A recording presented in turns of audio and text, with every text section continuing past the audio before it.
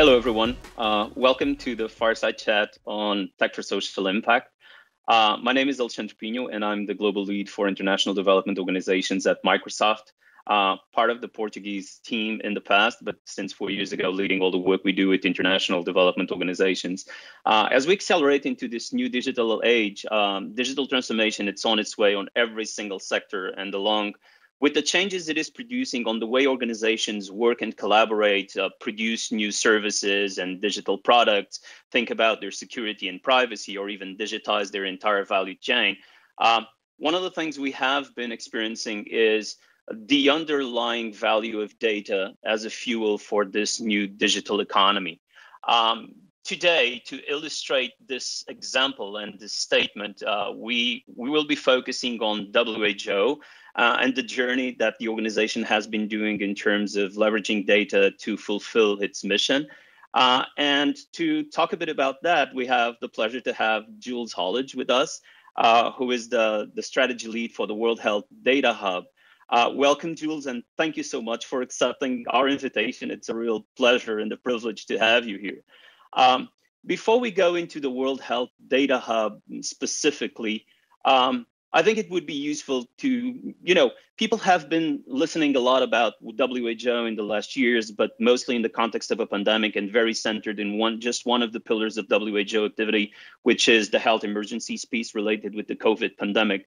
But WHO role is a much broader role, and the mission you're trying to serve with this new data strategy goes a much beyond that. Could we start by talking a bit about WHO, the work you're doing to give everyone, everywhere, an equal chance of living a healthy life, and the triple billion goals? Sure, and thanks for having me, Alex. I think WHO has been in everybody's devices for a very long time, but maybe what's not been communicated is their overarching vision for the world globally to promote health, to keep the world safe, and to serve the vulnerable. And in their current program of work, there are 3 triple billion targets for 2023, which WHO is tracking and working towards. And they're very simply that 1 billion more people are benefiting from universal health coverage across the world. 1 billion more people are better protected from health emergencies, ever so prominent in the current world that we live in right now, but also that 1 billion more people are enjoying better health and well-being. And essentially, WHO is wanting measurable impact to be at the heart of its mission to transform the future of public health. So in a nutshell, that is WHO's mission, is to keep the world safe, promote health, and serve the vulnerable. Thank you. The coronavirus in these last 2 years has been kind of core and central into WHO activity, and it's probably one of the worst crises and shocks that WHO ever had to face during your existence. Have these last years changed the way WHO faces its mission, and what kind of impacts and challenges and opportunities did this crisis uncover?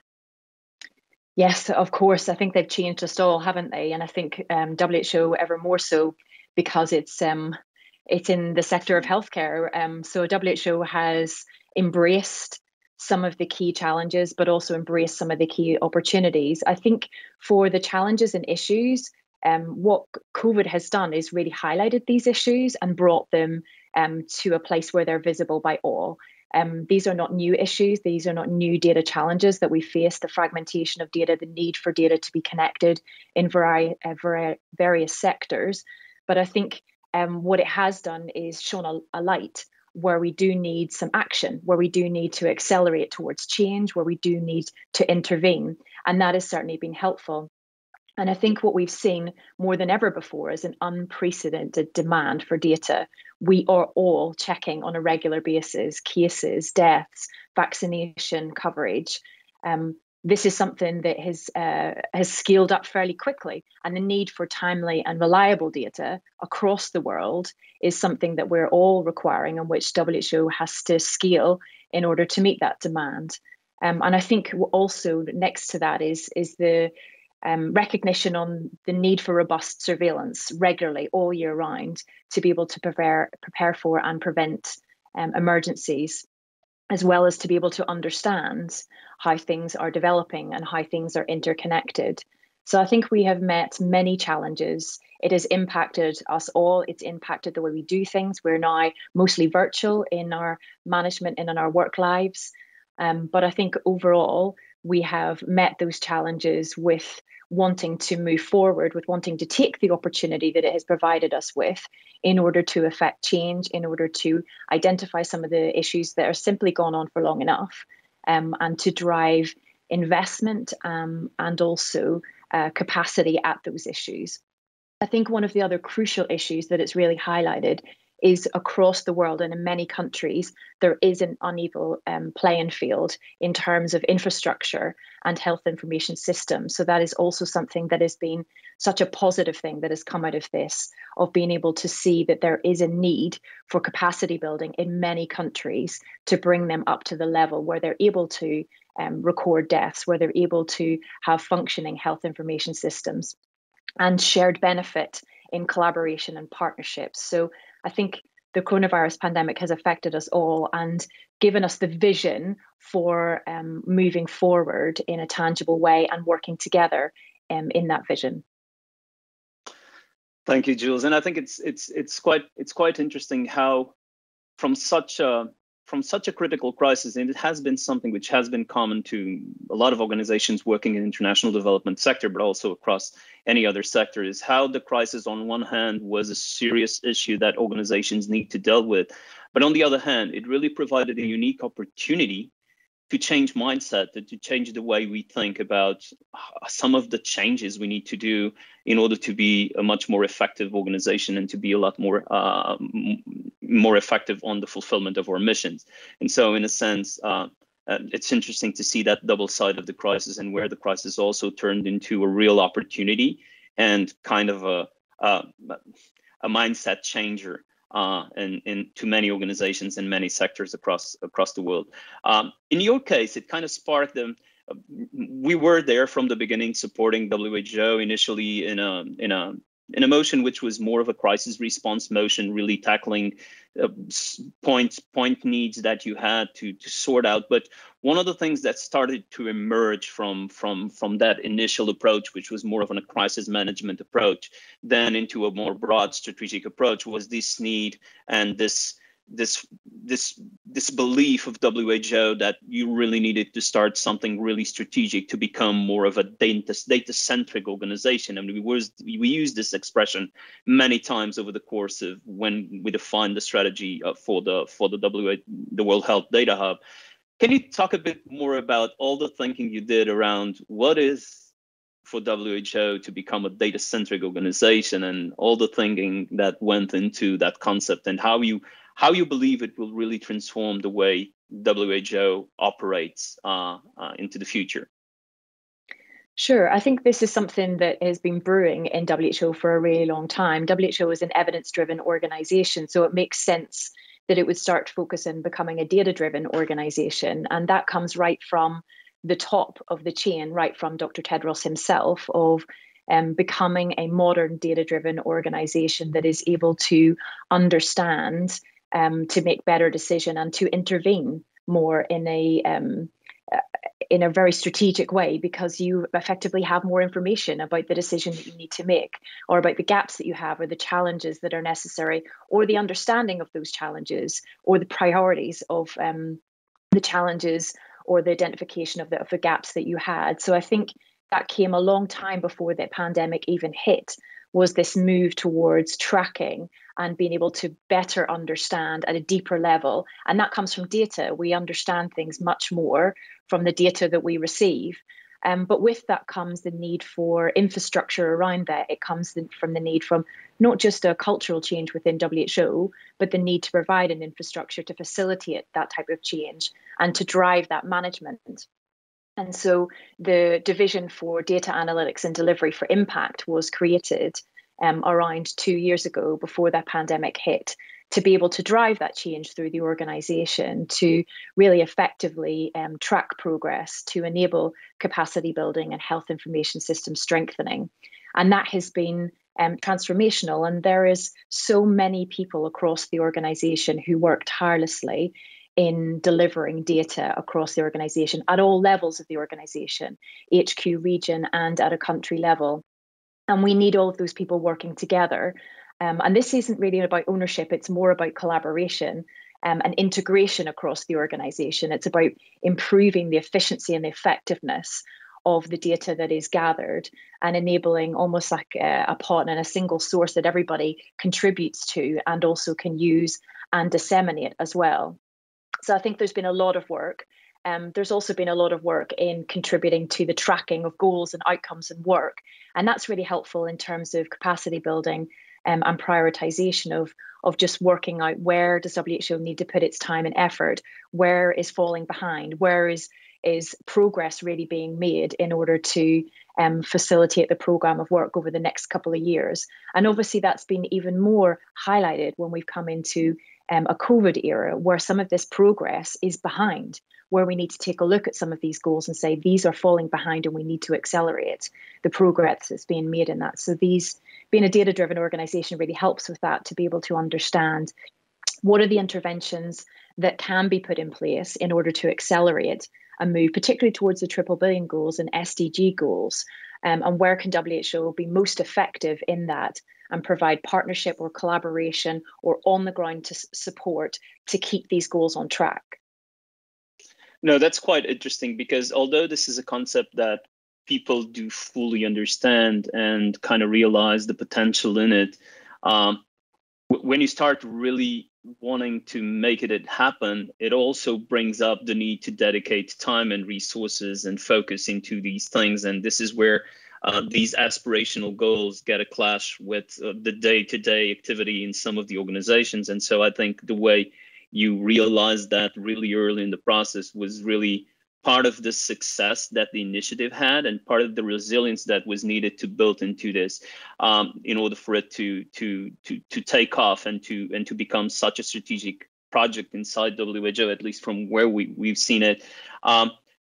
One of the learnings we also had is that although we center ourselves a lot in terms of the data potential and how we can optimize this data value chain to transform the existing data, which was very fragmented in your case and dissociated, and with how do we transform this into insights that can be actionable for the areas and for the programs and for even for the country and for the field to be able to use it.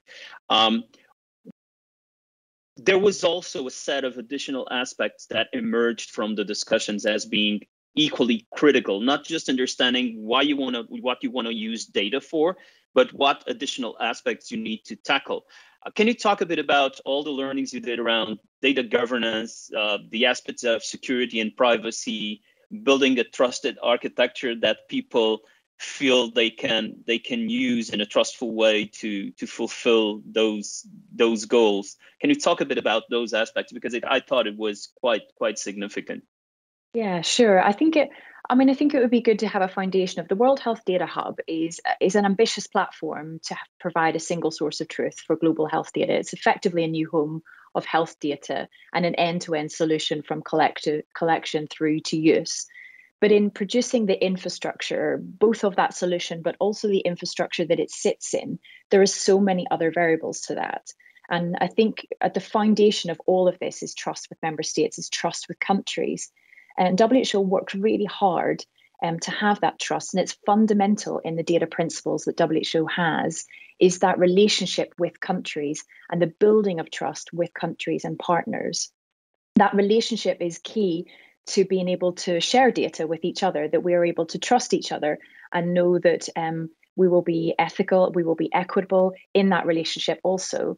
But I think there are so many variables that we need to take into consideration within the World Health Data Hub and outside of that. Least of all is security. We need a secure environment. We need protection and privacy, but we also need robust data governance.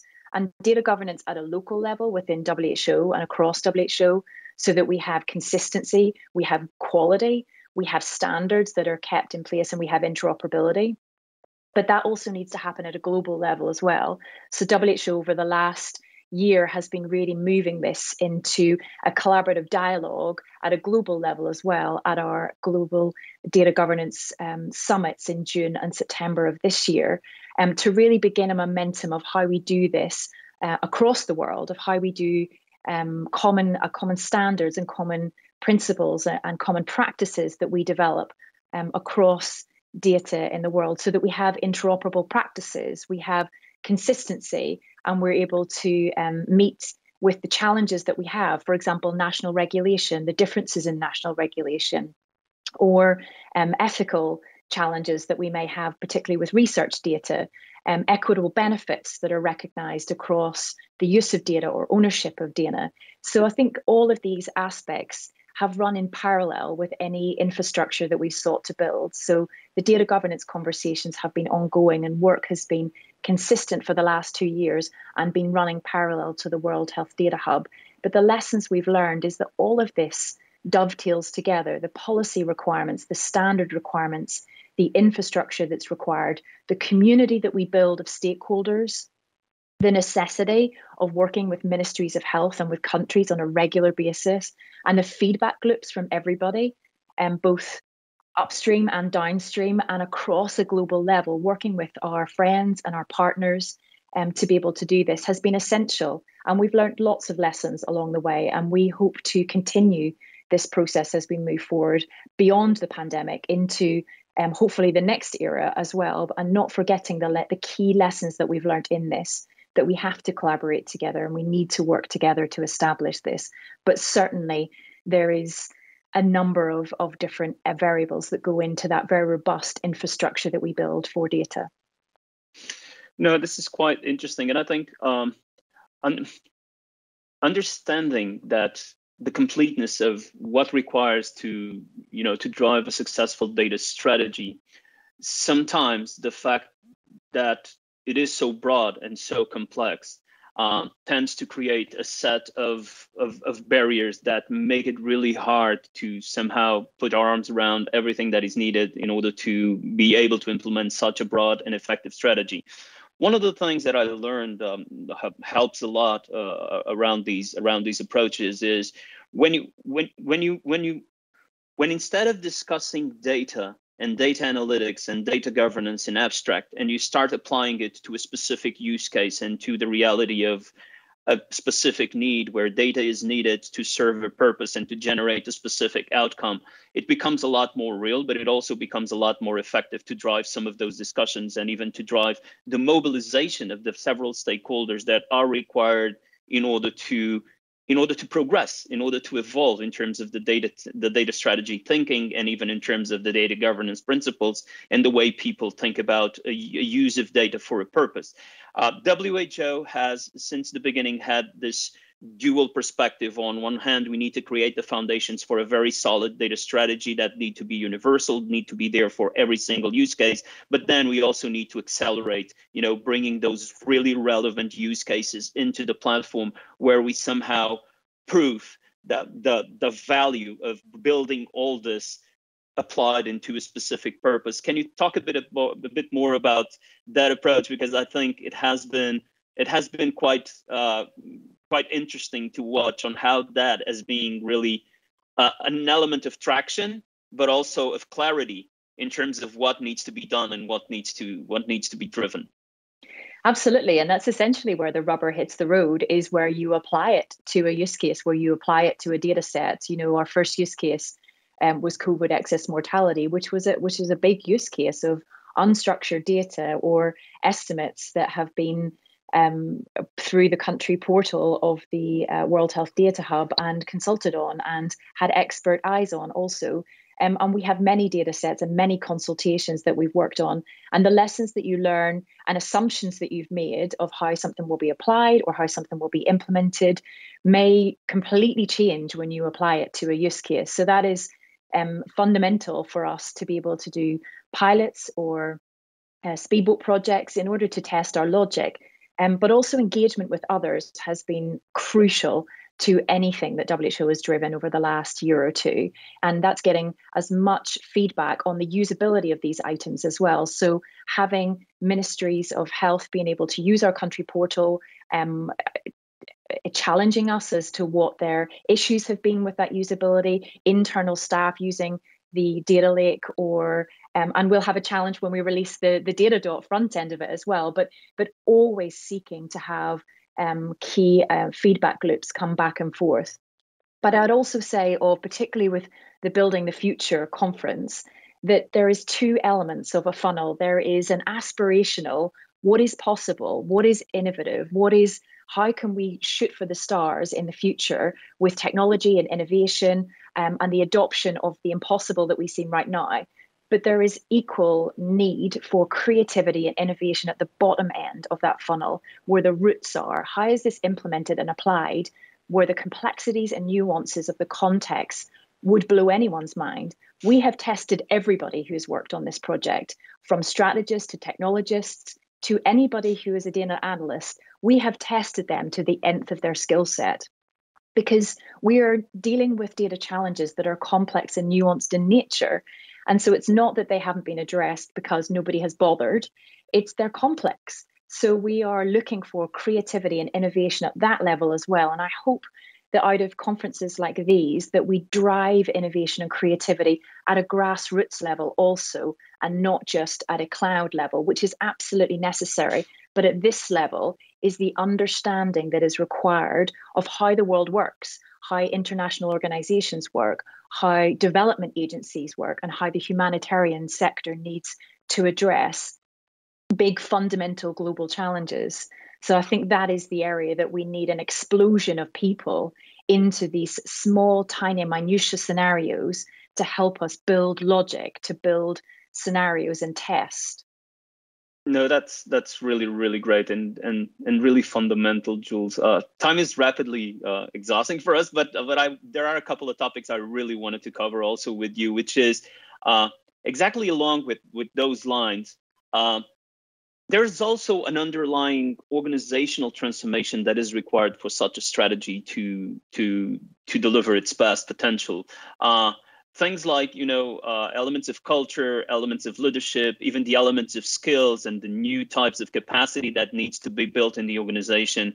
Do you want to talk a bit about that side of the equation, and how that cultural transformation and organizational transformation had also been kind of a fundamental pillar of what you've been doing? Yes, in any change, in any organization, there comes an element where it has to be driven from leadership. There has to be a strong vision for where you're heading. And it's been so helpful within WHO to have it driven from the top, to have Dr. Tedros and the ADGs, which are the Assistant Director Generals, in a variety of areas and divisions within WHO to capture this vision and the need for this. And also, I think the pandemic has really helped people capture that vision of this is absolutely necessary. It's not a luxury, it's an absolute necessity for us to be doing this, and for us to understand where the gaps and challenges are. So I think in terms of driving that within the organization, I personally have seen just the prioritization of data and the need for data to be throughout all of the organization in everything that everybody is doing, and also brought to dissemination as well. So right from the streamlining of collection right the way through to the streamlining of dissemination as well, of how we facilitate general public accessing information, how we facilitate general public getting information on COVID or diseases or healthcare. So I think that is, for me, I've seen that as one of the most important strands, is having the ability to drive strategy and vision throughout the organization, because it will get tough. Change management is always tough. Moving things in a different direction is always tough. And like any large organization, it comes as an addition to your current task load. I mean, we're asking employees to do more. And that's always going to be fundamental within organizational change. But you need the vision that this will result in something better. This will result in something improved that will be more efficient and effective in order to help me do my job better. But there will be a natural period where it's tough. And so I'm so grateful for the people who have joined us in this journey, who have taken on the extra workload, who have identified and bought into the vision of what is necessary. Because at the heart of this is countries. At the heart of this is access to data and is the equitable access to data. So those who are buying into this know how much that means for everybody across the world, know how much that means for countries who simply don't have that health information system themselves or who need capacity building. So I'm very grateful for those who have bought into that. And I think having a clear vision, having a clear scope, and having buy-in and advocacy across the organization is crucial. One last topic I wanted really to cover is around partnerships and multi-stakeholder engagement. This has been almost part of the inception DNA of the work you've been doing in the World Health Data Hub. Do you want to talk a bit about the learnings you had and what value you extracted of this approach of multi-stakeholder engagement and strong partnership focus?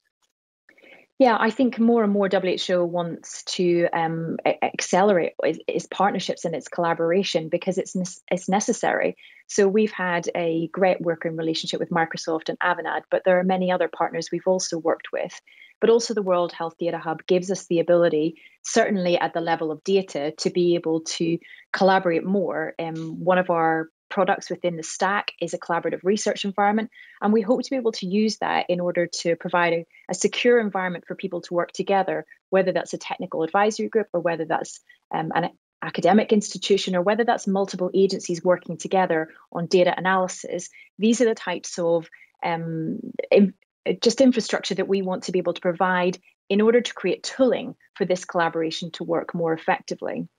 But I think also at the front end of the World Health Data Hub, I would love to see more granularity on what is disseminated, also that it's not just one element of maybe data that's collected when it's being cleaned and analyzed, but that we give availability to all the metadata, to all the methodology and all associated documentation, and that it's clear so that people can have access to that as well, to be able to understand whether that's estimates or a data set, and to be able to understand WHO's methodology and consultation process in that data also. So both in terms of wanting to give access more to the granularity of data that WHO has, and also the collaboration space with multi-sector organizations. Jules, thank you so much. This has been an incredible moment and opportunity to discuss some of these topics with you.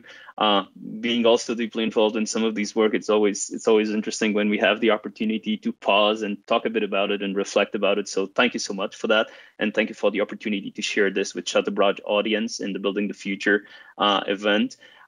Just to finalize, Jules, a final question that has been popping into my mind, which is, if in the future the world is faced with a similar situation of a pandemic, let's say COVID-30, do you feel we will be, and WHO will be, in a better situation to deal with that crisis?